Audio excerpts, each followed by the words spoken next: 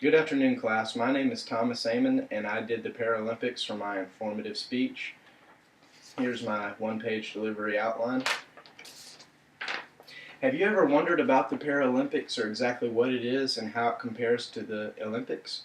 Well, today I am going to tell you exactly how it functions and how it is compared to the Olympics. There are many Paralympic events, not quite as many as the Olympics. There are also many varying injuries or disabilities that hold back the Paralympians in comparison to the Olympians.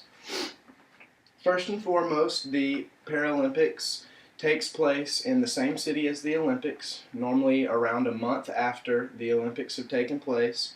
This year in 2012, the games were held for both the Paralympic and Olympic Games in London, which was very interesting. It made for a great environment and was just a great atmosphere all around. The competition doesn't really change from the Paralympics to Olympics. The injured or disabled people just use their abilities and their skills to the best of their ability, the best they can. It may not be as efficient or as quickly as the Olympians, but it does make for a competitive environment against other disabled people. In 2012 of September, the newspaper article titled "Dempsey Hails Paralympic Experience for Wounded Warriors." This was published by HT Media, and the newspaper states that the South Olympic Committee's Matthew Ulrich at Great Britain's Historic Hospital Club, it made a connection between the two efforts of disabled and undisabled Olympians, people that compete for medals, and he was just expressing his gratefulness or respect for the people that have competed in these games.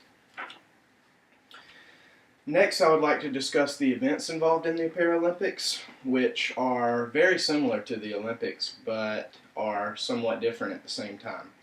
The main events involved are football, which is better known as soccer in the United States, basketball, fencing, rugby, tennis, and even sitting volleyball.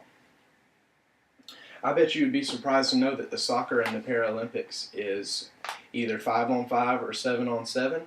Based on how severe the competitors' disabilities are. They may need more room or need more space in order to move around based on their disability. It could cause for too much jam up or too slow of a game pace.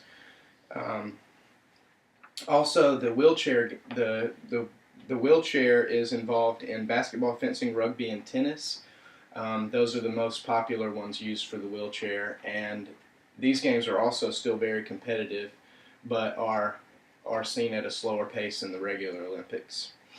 In August 2012, the EBSCO host database, written by Paige McLean and published by the Christian Science Monitor, McLean states that Londoners are geared up for what should be a record-breaking Paralympic Games, with sellout crowds and new heights in both the number of athletes and the number of countries participating.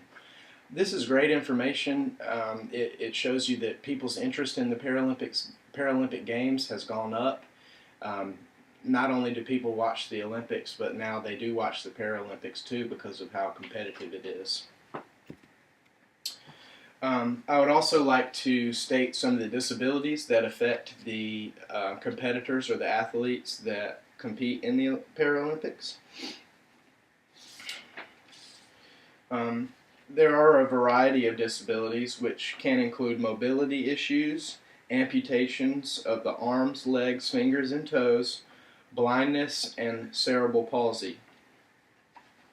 These four categories, the severity of their issues can range from greater or lesser depending on how the athlete has grown up in their life.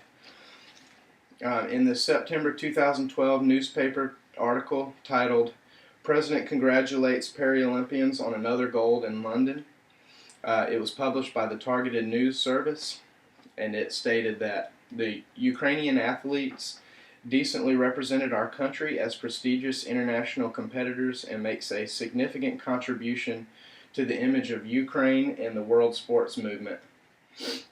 This was very important to me. I thought it was important that the president extended his congratulations to these people, and it provides motivation for the Paralympic athletes and gives them a little bit of a driving force to continue to want to play. And hopefully people in the future will begin to pay more attention to the Paralympics. Just because people are injured or have ailments that cause them to not function or be the same as other people doesn't mean that they can't compete in the same kind of sports that normal people do.